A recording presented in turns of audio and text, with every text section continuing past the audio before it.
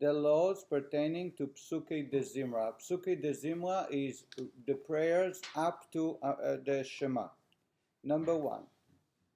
Psuke de Zimra, the verses of praise, refer to the portion of the prayer service extending from Hodu to the conclusion of the song sang at the Red Sea, as Yasher. Baruch She'amar is the blessing recited beforehand, and Ishtabach is the blessing recited afterwards. So Psuke de Zimra begin with a blessing, Baruch She'amar, and concludes with a blessing, Ishtabach. A person is forbidden to interrupt his prayer by speaking from the time he begins Baruch She'amar until the end of his prayer. This applies even if he speaks in Hebrew. Whenever it is forbidden to make an interruption, this prohibition applies even to speaking in Hebrew. Speaking in Hebrew does not allow you to break, because once you speak before God, you stand before God and praises God, it's inappropriate, it is forbidden to interrupt. So as soon as we begin Baruch She'amar, no more talking. Regarding the interruption for the sake of a mitzvah, different laws apply, depending on whether one is in the midst of Psuke de Zimra and its blessings, or the Shema and its blessings. In Psuke de Zimra, even in the midst of Baruch She'amar or Ishtabach, it is permitted to answer Amen to someone reciting Kaddish. Similarly, if one hears a congregation reciting the Shema, one may recite the Shema, the first verse of Shema, together with them. Surely, one may interrupt one's prayer to respond to Kaddish, Kedusha, and Baruch Hu with the congregation. Nevertheless, if possible, one should plan to make the interruption in a place where it is natural to stop between one psalm and another, or at least between one verse and the other. So again, during Psuke de Zimra, we're not allowed to make a conversation, we're not allowed to speak even if it's in Hebrew. However, if we hear a Kaddish and we need to say Amen or Kedusha or Baruch Hu or Shema with the congregation, we might stop. However, it is preferred that we do it between the chapters or within, if we are in the midst of the chapter, to make sure we stop just between the verses. Baruch Hu uVaruch Shem uVaruch Shmo, Baruch Hu uVaruch Shmo is not mentioned in the Talmud and should not be recited within Psuke de Zimra. In the Amidah we say Baruch Atah Hashem, the Chazan said Baruch Atah Hashem, and the congregation respond Baruch Hu Baruch Shmo. Because it's not mentioned in the Talmud, it's an added custom that came later. Therefore, we do not interrupt in the middle of Psuke de Zimra to say Baruch Hu Baruch Shmo. Amen, we do.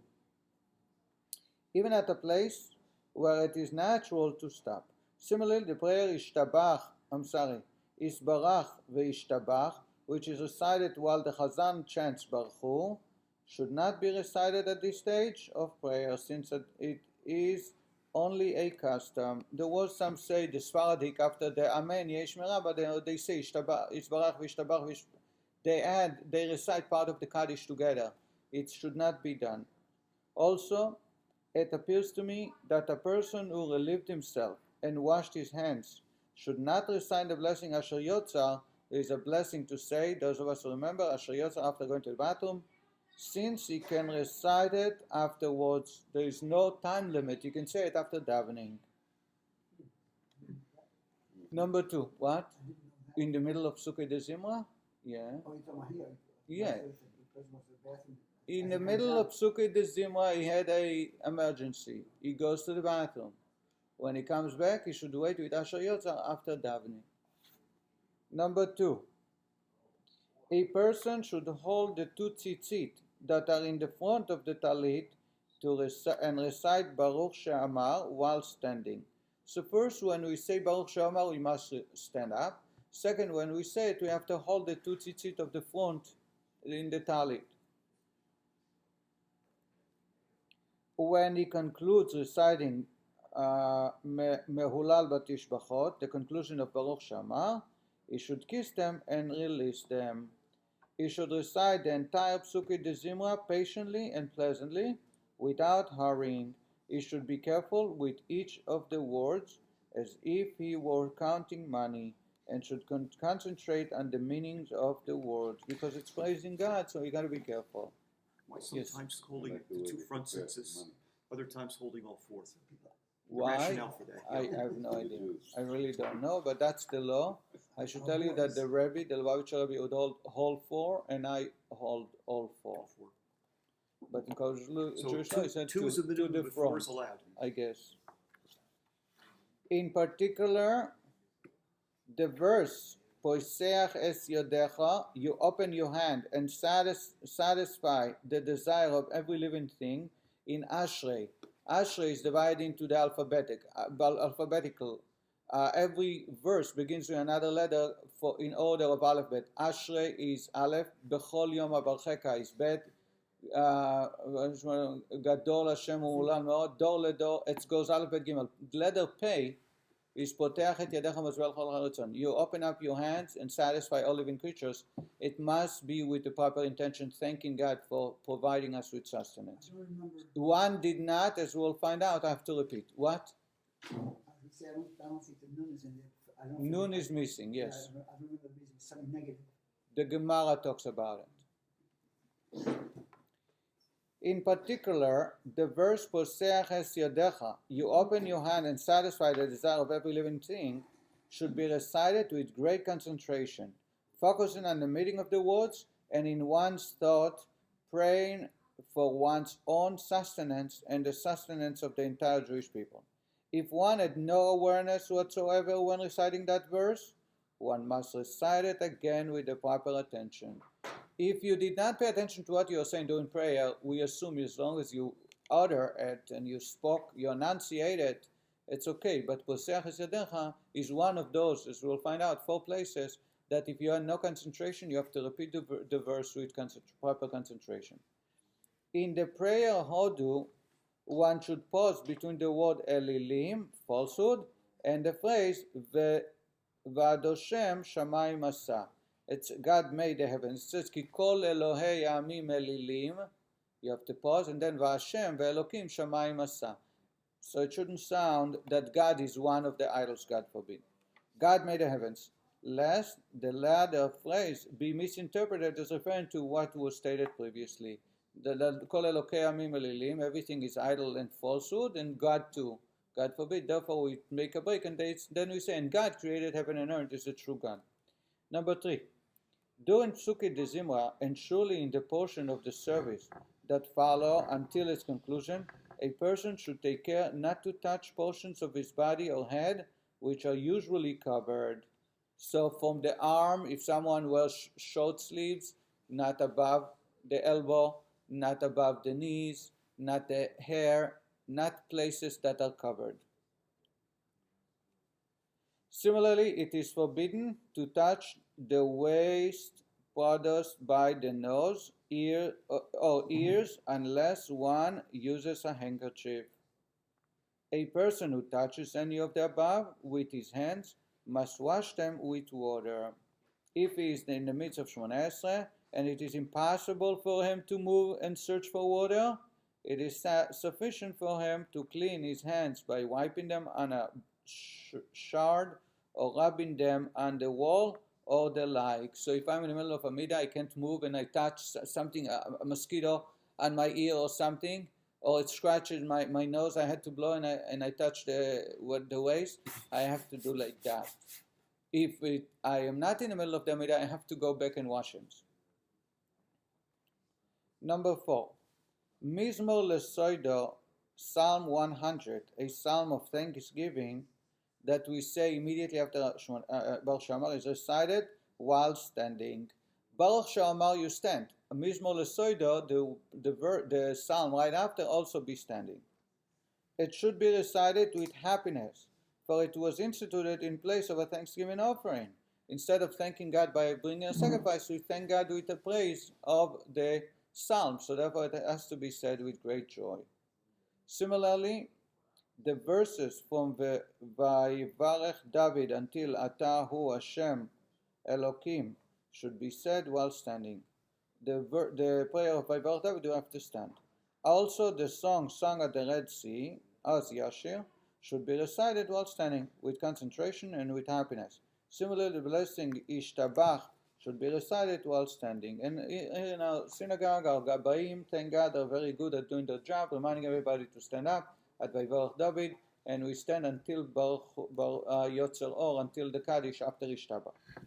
Number 5, Mizmor Lesoido, the praise of thanksgiving after Bar Shama is not recited on Shabbat and festivals. You skip that prayer on Shabbat and festival because the Thanksgiving offering was categorized as a voluntary offering, and such offering were not sacrificed on Shabbat and festival. Thanksgiving offering, sacrifice, is a optional offering and can be brought only on weekdays, not on Shabbat and festival. So therefore, on Shabbat and festival, this prayer that was instituted in the place of Thanksgiving offering is also omitted because you couldn't bring that offering anyway today or on a holiday. Similarly, it is not recited on the Chol HaMoed days of Pesach, since Thanksgiving offering was not sacrificed then. Why? Because together with the offerings, one was required to bring 10 breads, which were chametz. So during Passover, from the eve of Passover until the conclusion of Passover, we skip Mizmor Lesoida, because part of the Thanksgiving offering was 10 bread of chametz that were forbidden to bring on Passover, so you couldn't bring a Thanksgiving offering on Passover. No, I know. This psalm is also not recited on Pesach Eve, on the eve of Pesach, for such sacrifices were not offered then, out of fear that the breads which were chametz would not be eaten until chametz became forbidden, and it will be necessary to burn them. Similarly, so therefore, not only on Pesach, but the eve of Pesach, we skip Mizmor Lesoida. Similarly, it is omitted on Yom Kippur Eve, the eve of Yom Kippur.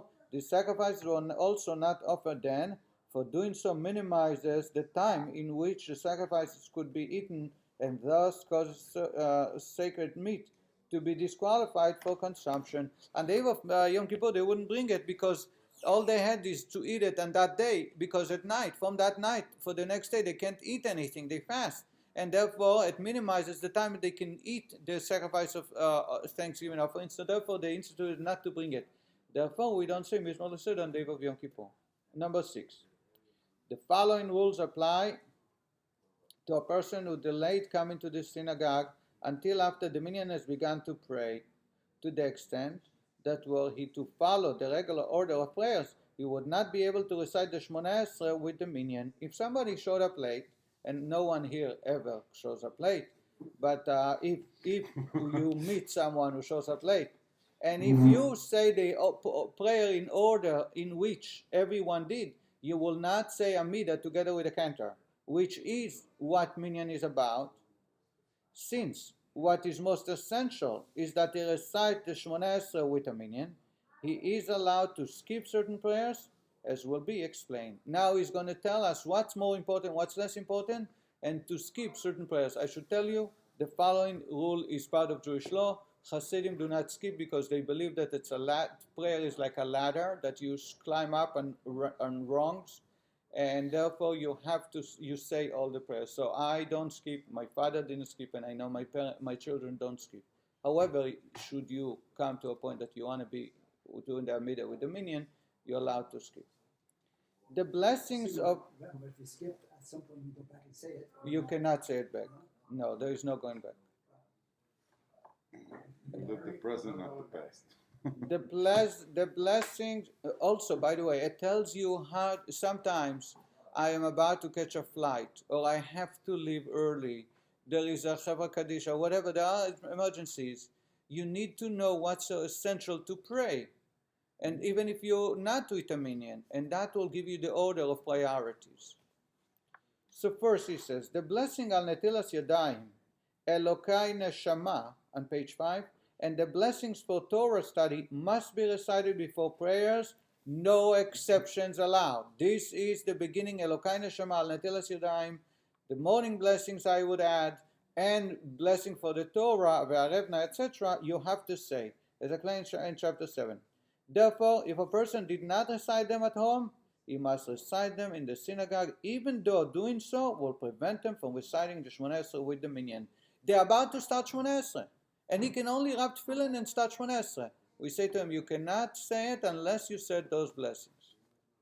Similarly, in the morning service, the Shema and its blessings must be recited before the Shmona Esrei. That is, one must recite the prayers in order beginning from the blessing Yotzer Or until after the Shmoneh Esrei without interruption in order to recite the blessing for redemption, Goal Israel, directly before the Shmoneh Esrei.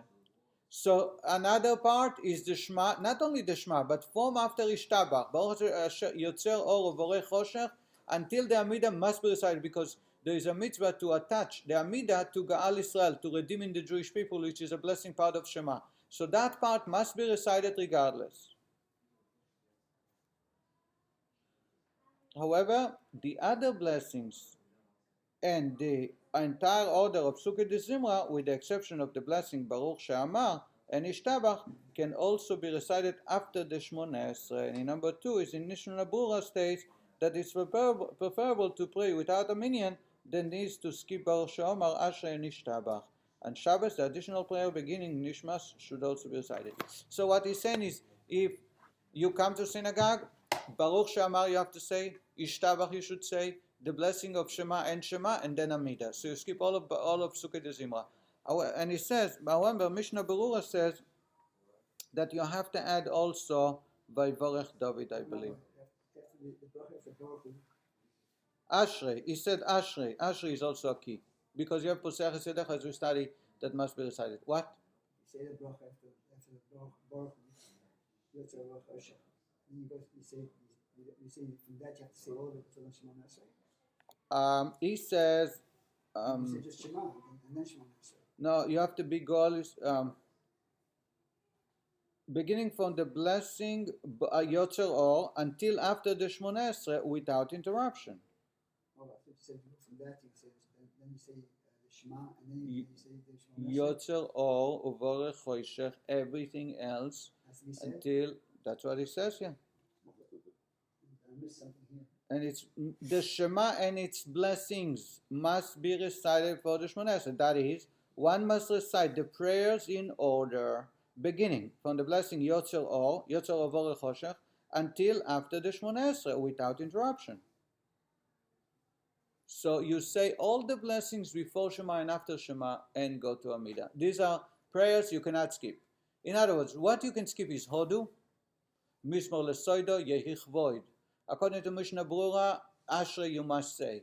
After that, Hallelujah, Hallelujah, Hallelujah. You have a bunch of Hallelujah you can skip. Vayvorech you can skip. Oz Yosher you can skip. Ishtabach you have to say Exactly all the how it blessings. So it's only before the Baruch you can skip things. After Baruch you From say- Baruch on, no skipping. No, That's no how question. I was taught also.